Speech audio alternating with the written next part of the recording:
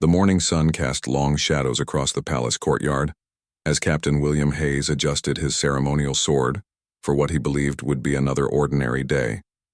After 23 years of faithful service to the royal family, the routine had become second nature to him.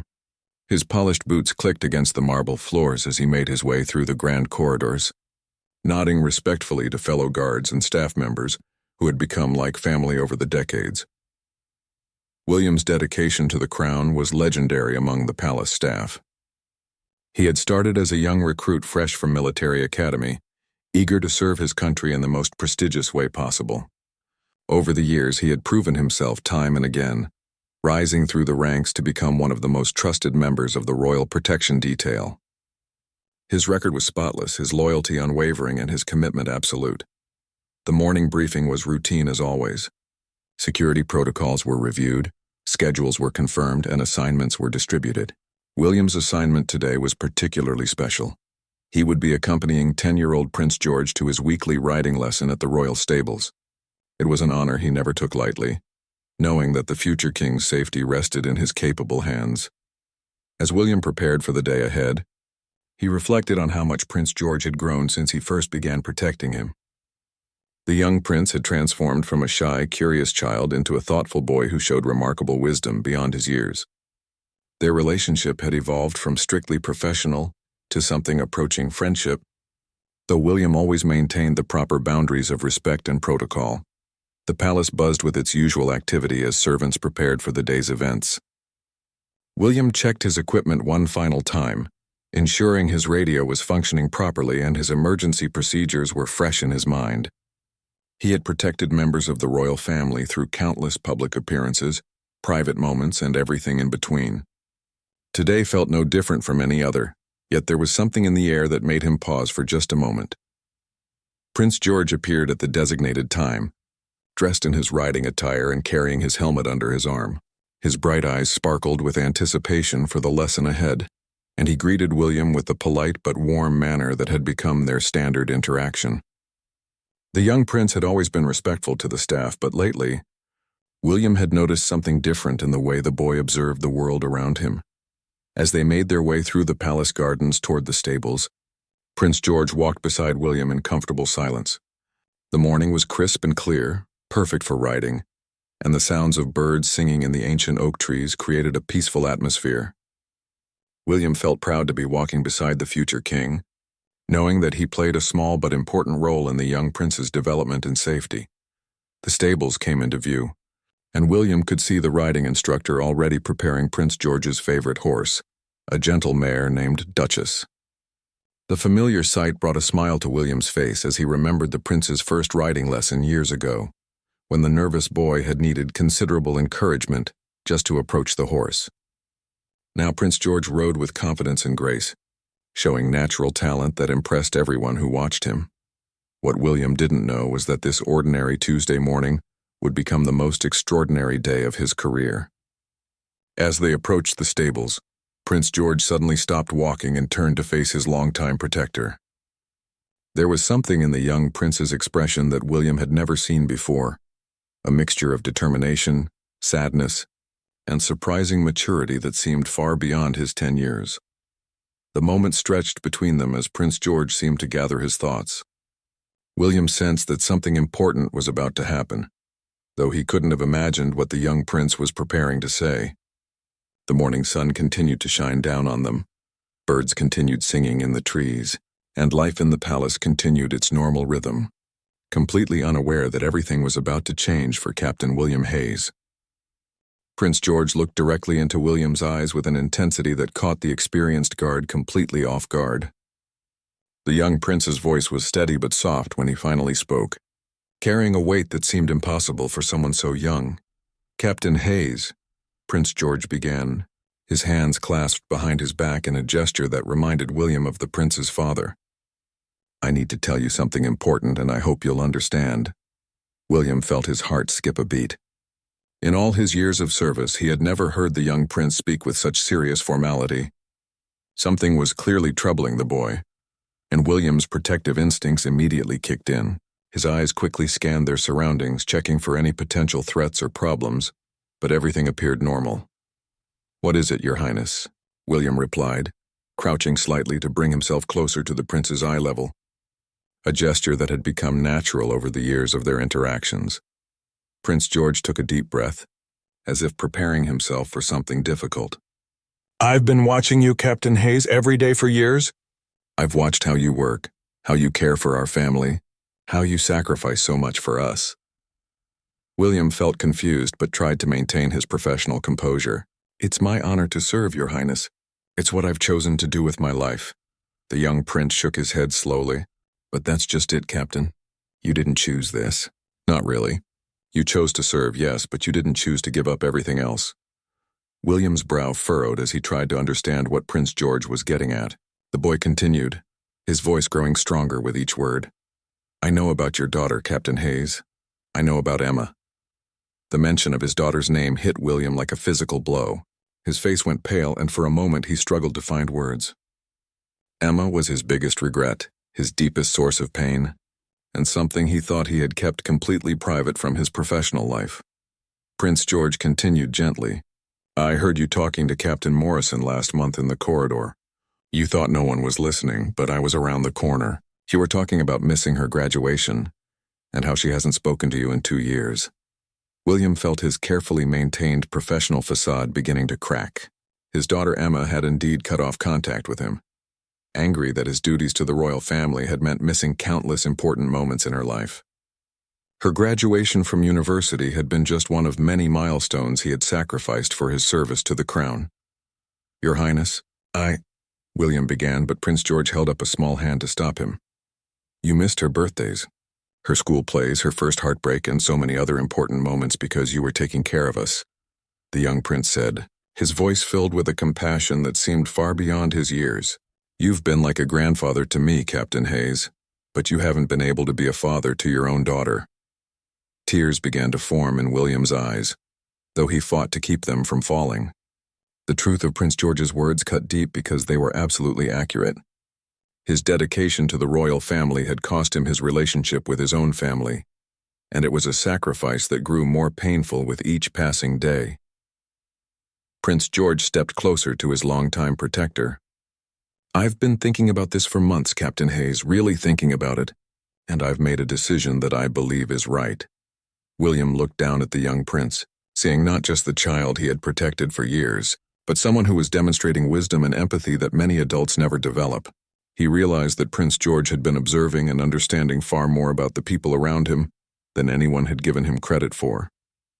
The morning breeze rustled through the trees around them, and William could hear the distant sounds of palace life continuing normally. But standing there in that moment, looking into the serious eyes of 10-year-old Prince George, William sensed that his life was about to change in ways he never could have anticipated. Prince George reached into his jacket pocket and pulled out a small folded piece of paper. His hands trembled slightly as he held it, revealing that despite his mature words, he was still very much a 10-year-old boy carrying the weight of a difficult decision. "I wrote this letter to my father last night," Prince George said quietly.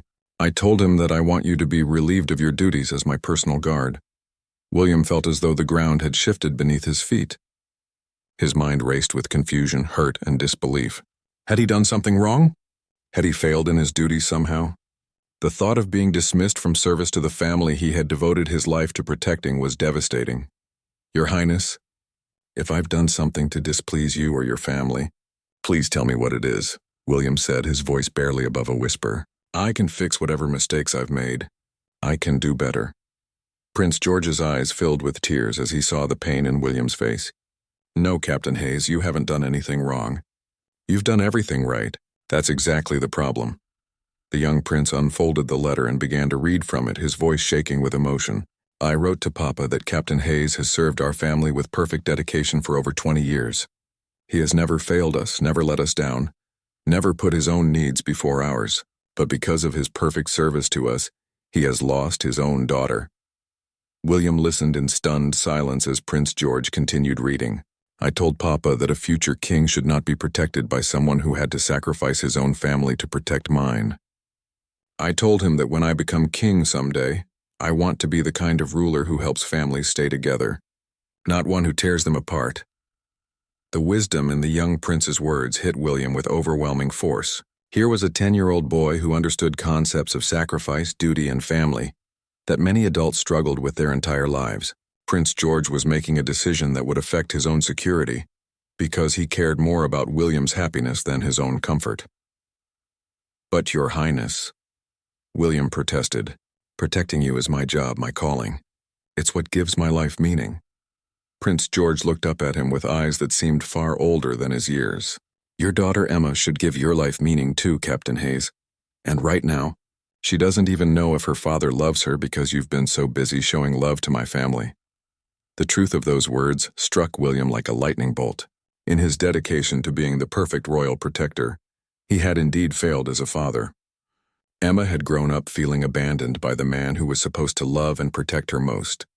While he poured all his care and attention into protecting someone else's child, Prince George folded the letter carefully and placed it back in his pocket. "I gave the letter to Papa this morning at breakfast. He read it 3 times and then he looked at me for a long time without saying anything." William's heart pounded as he waited to hear what the future held. His entire identity was wrapped up in his service to the royal family. The thought of losing that service was terrifying, but the thought of never reconciling with Emma was even worse. "What did your father say?" William asked, his voice barely audible. Prince George smiled for the first time during their conversation, but it was a sad smile filled with love and understanding.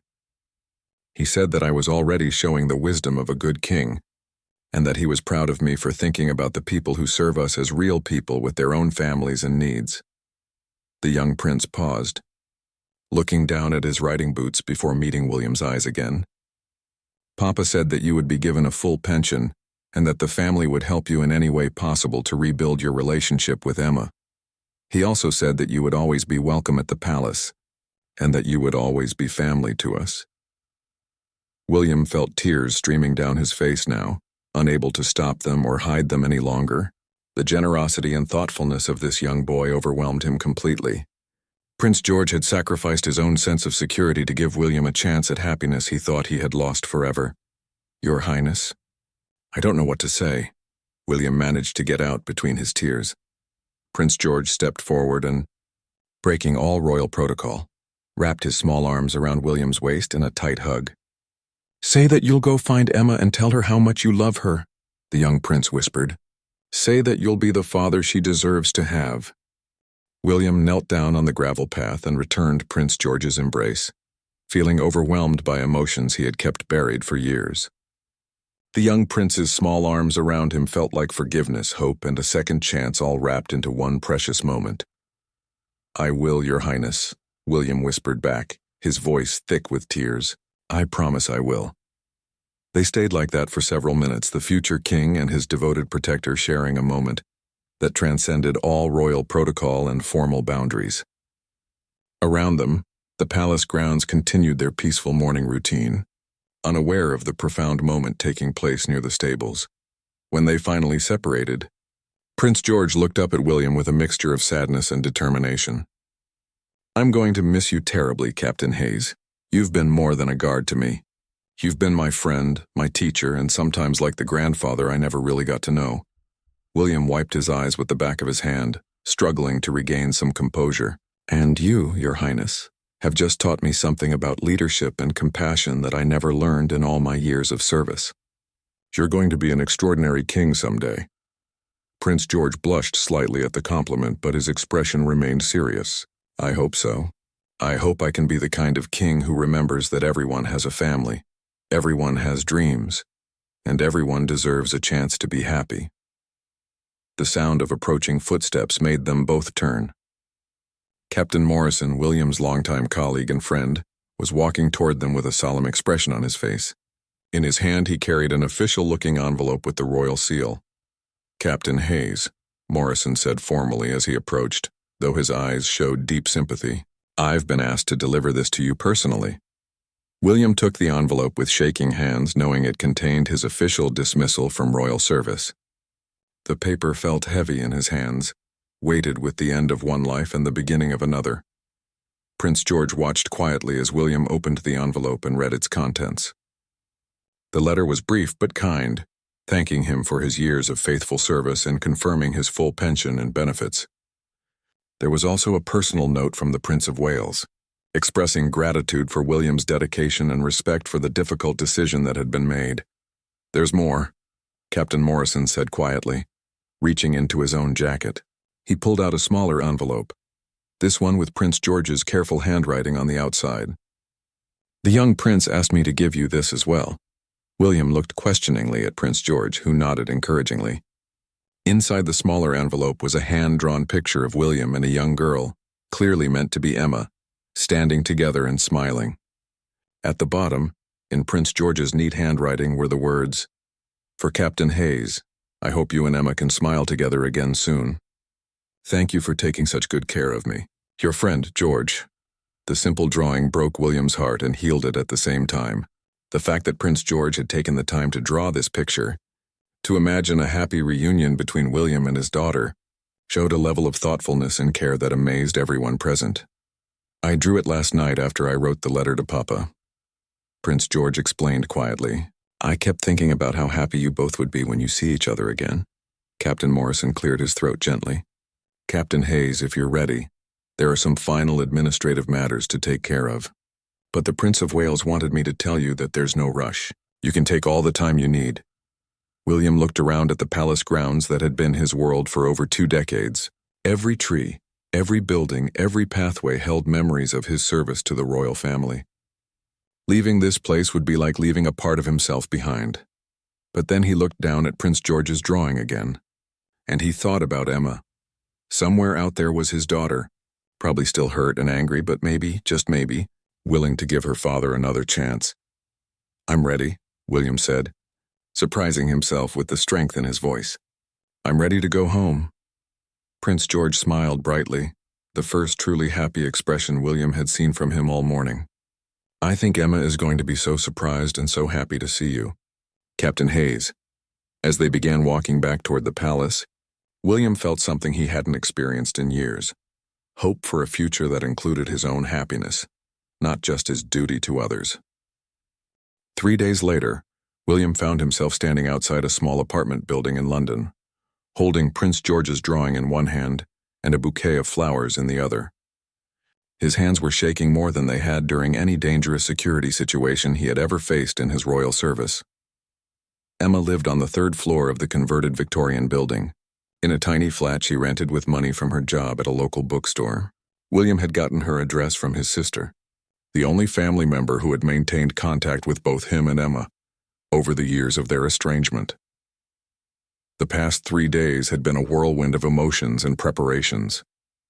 William had completed all his final paperwork at the palace, said goodbye to colleagues who had become like brothers to him, and packed up his small quarters in the palace staff housing. Most difficult of all, he had said a final farewell to Prince George, who had given him another drawing, this one showing William pushing a little girl on a swing, with the words, "I hope you get to do this with Emma's children someday." Now, standing in front of Emma's building, William felt more nervous than he had ever been in his entire life. What if she refused to see him? What if she slammed the door in his face? What if 2 years of silence had turned her heart completely cold toward him? He climbed the narrow stairs slowly, his footsteps echoing in the quiet hallway. The building smelled of old wood and coffee, and he could hear the sounds of normal life behind each door he passed: televisions playing, people cooking dinner, children laughing. It was a world he had forgotten existed outside the formal, regulated environment of palace life. Apartment 3B had a small nameplate that read, "E. Hayes" in simple black letters. William stared at it for a long moment, remembering the day Emma had been born 24 years ago, when he had held her tiny hand and promised to always be there for her. A promise he had broken in pursuit of what he thought was a higher calling. He raised his hand to knock, then lowered it again, gathering courage. Finally, he forced himself to tap gently on the door 3 times. Footsteps approached from inside, and he heard Emma's voice, older now than when he had last heard it, calling out, "Who is it?" It's your father, Emma," William said, his voice barely above a whisper. There was complete silence from inside the apartment. William could imagine Emma frozen in place, trying to process the shock of hearing his voice at her door after all this time. Minutes passed before he heard the sound of locks being undone. The door opened slowly, revealing Emma's face for the first time in 2 years. She was more beautiful than William remembered, but her eyes held a wariness that broke his heart. "Dad?" she said quietly, as if she couldn't quite believe he was really there. "Hello, sweetheart," William replied, using the pet name he hadn't spoken aloud in years. Emma looked exactly like her mother had at that age, with the same intelligent eyes and determined chin. She was wearing casual clothes, jeans and a university sweatshirt, and William realized with a pang that he had no idea what her life was like now, what she enjoyed doing, who her friends were, or what dreams she was pursuing. "What are you doing here?" Emma asked, not unkindly, but with genuine confusion. William held up the flowers awkwardly. "I came to apologize, and to ask if we could talk." Emma stared at him for a long moment, her expression unreadable. William could see her mind working, trying to decide whether to trust him or protect herself from further disappointment. "I don't understand," she said finally. "Shouldn't you be at the palace? Don't you have duties to attend to?" William's heart clenched at the bitterness in her voice, even though it was restrained. She had learned to expect abandonment from him, and that was entirely his fault. "I resigned from royal service 3 days ago," William said quietly. "I'm not a palace guard anymore, Emma. I'm just your father, and I'm hoping it's not too late to learn how to do that job properly." Emma's eyes widened in shock. The palace had been William's entire world for as long as she could remember. The idea that he would leave that life was almost impossible for her to comprehend. "You resigned?" she repeated, as if she hadn't heard him correctly. William nodded. "Someone very wise helped me realize that I had been so busy protecting other people's children that I had forgotten to take care of my own." Emma's expression softened slightly, though she still seemed guarded. "Who?" William smiled, thinking of Prince George's serious little face and wise words. "A 10-year-old boy who understands love and sacrifice better than I ever did." For the first time since opening the door, Emma's lips curved into the beginning of a small smile. "A 10-year-old taught you about parenting?" "He taught me that being a good father means being present, not just providing," William said. "He taught me that the people we love need us more than our jobs do." Emma was quiet for a long moment, studying her father's face. William could see her internal struggle, the war between hope and years of built-up hurt and disappointment. Emma stepped back from the doorway, a silent invitation for William to enter her small apartment. It was the first sign of hope he had received, and he felt his heart lift slightly as he crossed the threshold into his daughter's world. The apartment was tiny but cozy, filled with bookshelves that stretched from floor to ceiling and covered every available wall space. Plants sat on the windowsills and soft music played quietly from a small speaker on the kitchen counter. It felt warm and lived in, so different from the formal grandeur of palace life that William had called home for decades. "You can sit down," Emma said, gesturing toward a small sofa covered in a colorful throw blanket. She took the flowers from him with a quiet "thank you" and went to find a vase in her kitchen. William sat carefully on the edge of the sofa, taking in the details of Emma's life that surrounded him. There were photos on the shelves, Emma with friends he didn't recognize, Emma at what appeared to be work functions, Emma hiking in mountains he had never seen. A whole life had been lived in this small space, a life he knew nothing about. "I graduated with honors," Emma said suddenly from the kitchen, her back still turned to him. "In case you were wondering." The words hit William like a physical blow. Of course she had graduated with honors. She had always been brilliant. And of course he had missed it, along with countless other achievements and milestones. "I'm so proud of you," he said quietly. "I should have been there."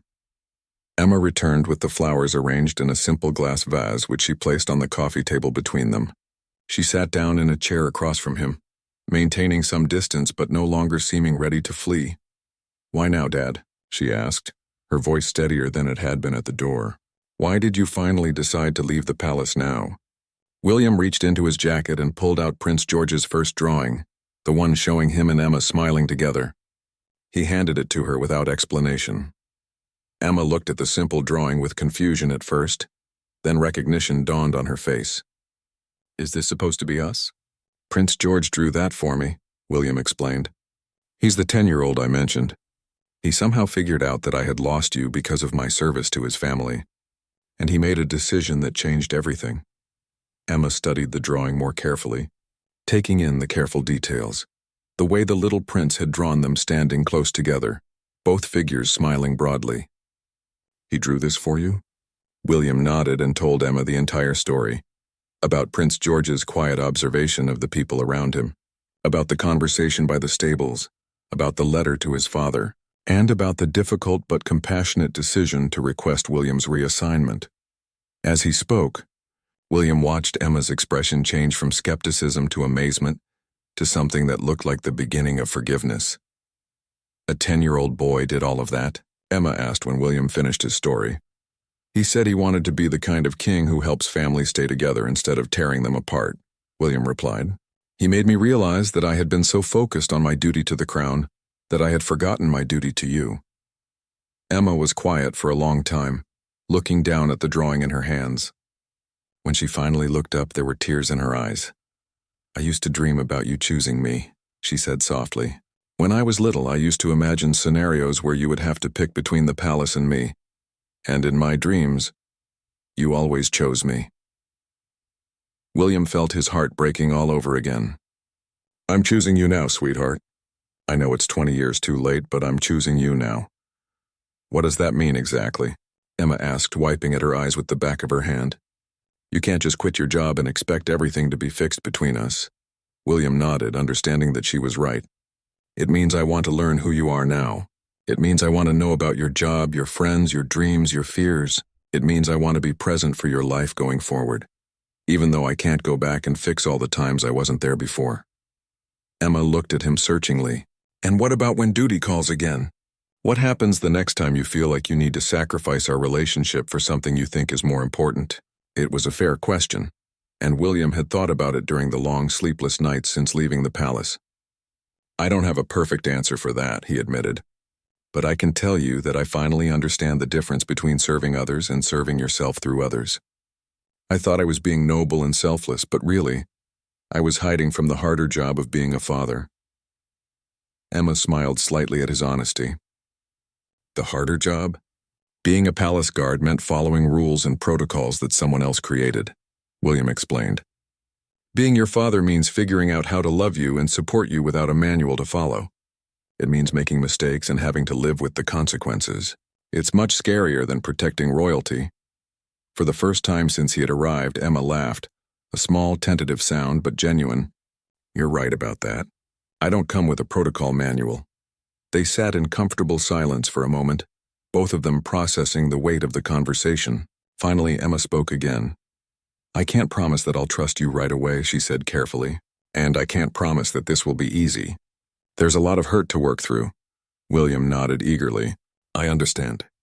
I'm not asking for immediate forgiveness. I'm just asking for a chance." 6 months later, William sat in the same small apartment, but everything had changed. The walls now held a few more photos, pictures that included him. There was one of him and Emma at her birthday dinner, another of them visiting his sister's family, and his personal favorite, a photo of them both laughing at something ridiculous that had happened during their attempt to cook Sunday roast together. The road to rebuilding their relationship had not been easy. There had been difficult conversations about years of missed birthdays, graduations, and holidays. There had been moments when old hurt flared up and threatened to derail their progress. There had been tears, arguments, and times when both of them wondered if the gap between them was too wide to bridge. But there had also been small victories. The first time Emma had called him just to chat about her day. The first time she had asked for his advice about a problem at work. The first time she had hugged him without it feeling forced or awkward. Each moment had been a small step toward healing. Today was special because Prince George was coming to visit. The young prince had requested through official channels to meet with William and Emma, and after much consideration and security planning, the meeting had been approved. It would take place in Emma's apartment with minimal security presence, something that would have been unthinkable during William's palace years. Emma was nervous about meeting royalty in her tiny flat, but William had assured her that Prince George was just a boy who cared about people. Still, she had cleaned the apartment 3 times and changed her outfit twice. When the knock came at the door, Emma looked at William with wide eyes. "I can't believe a prince is about to be in my apartment." William smiled and went to open the door.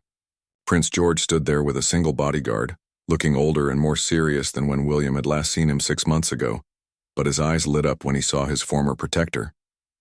"Captain Hayes," Prince George exclaimed, then corrected himself with a slight blush. "I mean Mr. Hayes." "Just William is fine, Your Highness," William said, stepping aside to let the young prince enter. "And this is my daughter Emma." Prince George turned to Emma with the same serious expression William remembered so well. "Ms. Hayes, it's an honor to meet you. Your father talked about you all the time when he worked for us." Emma glanced at William in surprise. She hadn't known that he had spoken about her during his palace years. "He did?" Emma asked. Prince George nodded earnestly. "He was always worried about you, always wishing he could spend more time with you. I think that's why it was so easy for me to understand what needed to happen." The young prince reached into his small backpack and pulled out a wrapped package. "I brought you both something." Inside the package was a beautiful photo album, and on the first page was a letter in Prince George's careful handwriting. "Dear William and Emma, I hope this album will hold pictures of all the memories you make together from now on. I'm sorry it took me so long to help fix what was broken, but I'm happy that you're both smiling now. Thank you, William, for keeping me safe all those years. Thank you, Emma, for sharing your father with my family for so long. I hope you'll both be very happy. Your friend George." Emma wiped away tears as she read the letter aloud. When she finished, she looked at Prince George with amazement. "Your Highness, this is incredibly thoughtful." Prince George shrugged, looking suddenly like the 10-year-old he was. "I just wanted to make sure you knew that good things can come from hard decisions." They spent the next hour talking and laughing together. Prince George told Emma stories about William's time at the palace, carefully choosing funny, heartwarming tales that painted William as dedicated and caring. Emma shared stories about her work at the bookstore and her plans to eventually become a teacher. As the visit was winding down, Prince George turned to William with a serious expression. "Are you happy with your decision, William? Do you ever regret leaving?" William looked around the small apartment, at Emma's books, at the photos on the walls, at his daughter sitting beside him, and felt a peace he had never experienced during his palace years. "Not for a single moment, Your Highness," William said honestly. "You gave me the greatest gift anyone has ever given me. You gave me my daughter back." Prince George smiled broadly. "And you gave me something too, William. You showed me what it means to truly serve others, not just protect them, but care about their happiness. When I'm king someday, I want to remember that." As Prince George prepared to leave, he hugged both William and Emma goodbye. At the door, he turned back one more time. "Emma, will you tell me something honestly?" "Of course, Your Highness, and are you proud of your father?" Emma looked at William, seeing not the palace guard he had been, but the man he was becoming, someone who had found the courage to choose love over duty, family over career, presence over prestige. "Yes," she said, her voice strong and clear. "I'm very proud of him." Prince George nodded with satisfaction. "Good, so am I."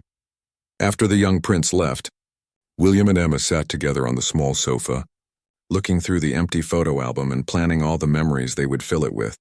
"You know," Emma said, leaning against her father's shoulder, "I think that boy is going to be an extraordinary king." William smiled, thinking of Prince George's wisdom, compassion, and understanding of what truly mattered in life. "Yes," he agreed. "I think he will be."